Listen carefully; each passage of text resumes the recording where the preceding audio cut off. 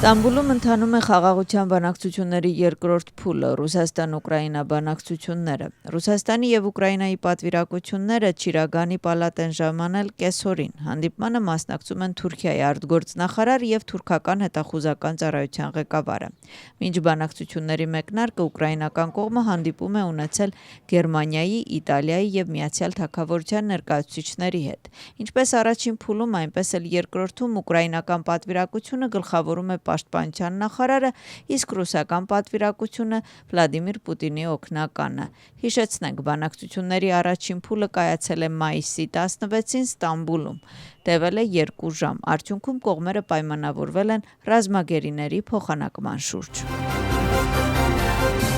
Ռուսաստանը 7 միլիարդ դոլարի վնաս է կրել Ուկրաինայի վրա հարձակման արդյունքում։ Խոսքը ռուսական օդանավակայանների վրա հարձակումների մասին է։ Ոչնչացվել է ռազմավարական ավիացիա, 41 ինքնաթիռ։ Ցանց հատուկ գործողությունը պատրաստվում էր ավելի քան 1 տարի։ Զուգահեռաբար Ռուսաստանի կողմից իրականացված հարձակման հետևանքով Զապորոժիայի շրջանում 4 մարդ է զոհվել։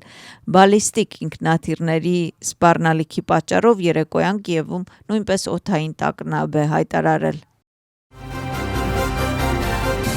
Լեհաստանի նախագահական ընտրությունների երկրորդ փուլում հաղթեց Կարոլ Նավրոցկին։ Հաղորդում են լեհական լրատվամիջոցները հղում անելով ազգային ընտրական հանձնաժողովին։ Քվեարկությունների 100%-ի հաշվարկից հետո վերջնական արդյունքները հետևյալն են։ Նավրոցկին, որին աջակցում են Դիմադիր աջակողմյան պահպանողական օրենք և արդարություն կուսակցությունը, ստացել է ձայների 50.9%, մինչդեռ իշխող կուսակցության թեկնածուն ստացել է 49.1%։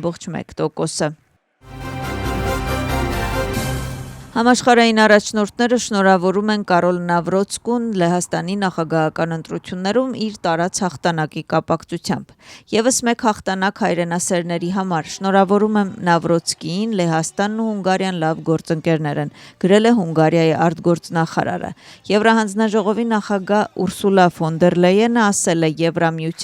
Եվրամիությունը կշարունակի լավ համագործակցությունը Լեհաստանի հետ։ Միասին մենք ավելի հզոր կլինենք։ Լեհաստանի նոր ընտիր նախագահին շնորհավորում է նաև Իրակլի Կոբախիձեն։ Շնորհավորում եմ Կարոլ Նավրոցկիին Լեհաստանի նախագահական ընտրություններում իր տարած հաղթանակի կապակցությամբ, գրել է նա X սոցիալական ցանցում։ Կառավարության ղեկավարը հաջողություն է մաղթում Կարոլ Նավրոցկիին և Վրաստանի անունից պատրաստակամություն հայտնում խորացնել համագործակցությունը։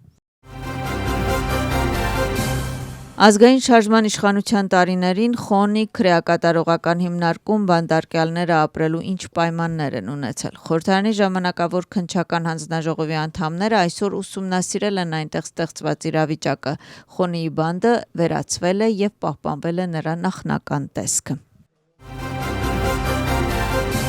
Ուժի մեջ է մտել օտարերկրյա գործակալների գրանցման մասին օրենքը։ Օրենքի համաձայն օտարերկրյա ֆինանսավորում ստացող ֆիզիկական և իրավաբանական անձիկ պարտավոր են փաստաթղթեր ներկայացնել հակակոռուպցիոն բյուրո։ Դրա իրականացման և վերահսկողության համար պատասխանատու է հակակոռուպցիոն բյուրոն, որը 6 ամիսը մեկ պետք է հաշվետվություն ներկայացնի խորհրդարան։ Ֆիզիկական և իրավաբանական անձիկ գրանցվելու համար ունեն 10 օր ժամկետ, իսկ օրենքի պահանջներին չենթարկվելու դեպքում սպասվում է տուգանք։ Իշխող կուսակցությունը ընդգծում է օրենքի կարևորությունը և նշում, որ Վրաստան մուտք գործող փողերի թափանցիկությունն անհրաժեշտ է։ Հանրային պաշտպանն օգնում է Վրաստանում օտարերկրյա գործակալների գրանցման մասին ակտի ընդունմանը։ Լևան Յոսելյանին ասում է, որ ավելորդ է խոսել ամերիկյան օրենսդրության ոչ ժողովրդավարական կողմերի մասին, բայց պետք է հետևել, թե ինչպես է օրենքը գործելու վրացական իրականության մեջ։ Արդյոք պատնեշը հաղթահարած ընդդիմությունը կմասնակցի տեղական ինքնակառավարման մարմինների ընտրություններին։ Հարցը ավելի է լարվել Լելոյի դիրքորոշումը հայտարարելուց հետո։ Իրակլի Կուպրաձեն ավելի վաղ հայտարարել էր, որ Թբիլիսիում հաղթելը հնարավոր է և չի կարելի հերքել։ Մայիսի 30-ին Թբիլիսիի Շոթա Ռուստավելիի անվան ազգային թատրոնը հյուրընկալեց Prime Time Musical-ը, որը ծնվել է Երևանի Հակոբ Պարոնյանի անվան երաժշտական կոմեդիայի պետական թատրոնի և Մոսկվայի Musical-ի թատրոնների համագործակցության արդյունքում։ Բեմադրությունը Հայաստանի Հանրապետության արվեստի վաստակավոր գործիչ Հակոբ Ղազանչյանինն է, ներկայացման գաղափարի հեղինակը Մոսկվայի Musical-ի թատրոնի գեղարվեստական ղեկավար Միխեյլ Շվիդկոյն է։ Prime Time Musical-ը Երևանի Հակոբ Պարոնյանի անվան երաժշտական կոմեդիայի թատրոնի վերջին պրեմիերան է։ Դեռևս մեկ ամիս չկա, որ տեղի ունեցավ Երևանում։ Ներկայացմանը ներկա էր Թբիլիսիի Ռուստավելու անվան թատրոնի գեղարվեստական ղեկավար, աշխարհահռչակ բեմադրիչ Ռոբերտ Ստուրոան, եւ ներկայացումից հետո նա առաջարկեց ցուցադրել ներկայացումը Թբիլիսիում, որտեղ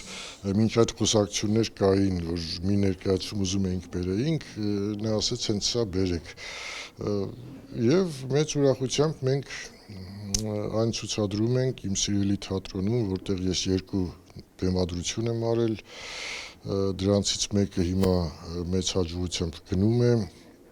Prime Time Musical-ի իրադարձությունները ծավալվում են Հայաստանում գործող հեռուստաընկերություններից մեկում, որտեղ վառ հեռուստաշոուների ետևում թաքնված են բարդ ինտրիգներ ու գաղտնիքներ։ Մասնակիցներից շատերի ճանապարհը դեպի հաջողություն լի է փորձություններով, իսկ գլխավոր հերոսուհի Աննայի ուղին հատկապես փշոտ է։ Բայց Աննան հանձնվողներից չէ, նա պայքարում է մինչև վերջ, ինչի արդյունքում ամեն ինչ վերածվում է անսպասելի շրջադարձի։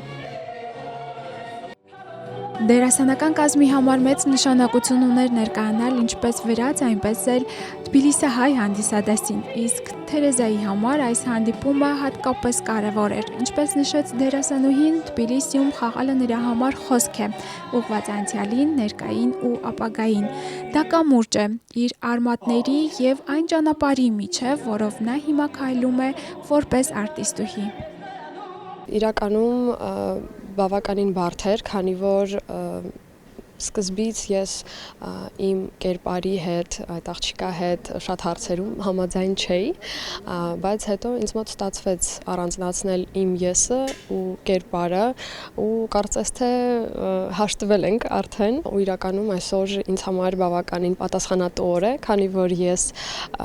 արմատներով ջավախքի հայ եմ ու բնականաբար Վրաստանում առաջին անգամ չեմ, բայց առաջին անգամն եմ որպես արտիստ եկել այս երկիր ու հուսով եմ, որ կկարողանամ լավ ներկայացնել իմ երկիրը, Հայաստանը ու հուսամ բոլորի դուրը կգա։ Նշենք, որ բեմում էր 6 երկրների արվեստագետների աշխատանքն, որից նկարչական ձևավորումն իրականացրել էր Վրաստանի Շոթա Ռուստավելիի անվան ազգային թատրոնի բեմանկարիչ Աննա Նինուան։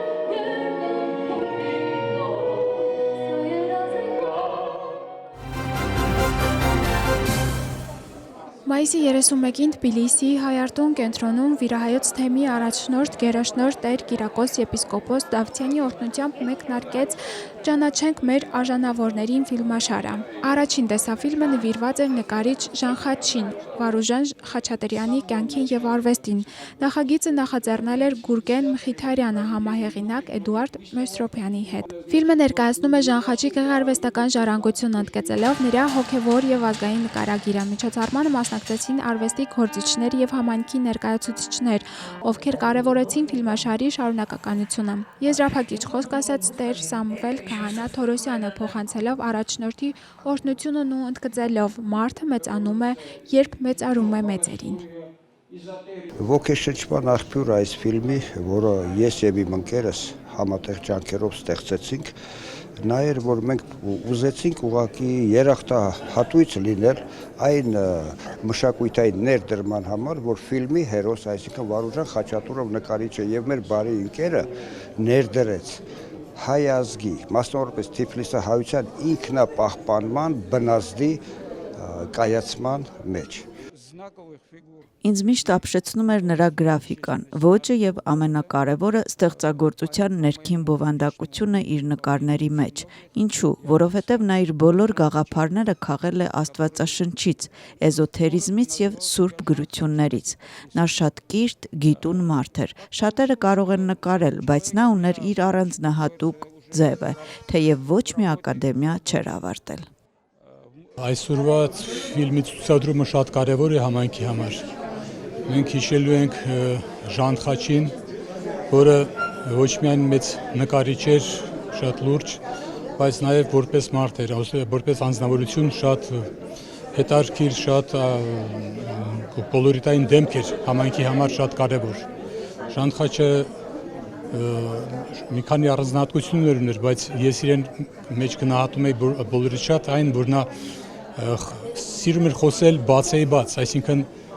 առանց այլևայլությունների կարող էր մարդուն ասել այնինչ մտածում է, անկեղծ էր եւ կարելի ասել քաջ էր։ Այդպիսի մարդկանց պակաս մենք հիմա էլ ենք զգում եւ հիշելով մենք պատիվ ենք տալիս Ժան Խաչի հիշատակին այսօր եւ այս ֆիլմով ես կարծում եմ, որ շատ կարևոր գործ է արվում, այս կազմակերպիչները մեծ գործ են անում։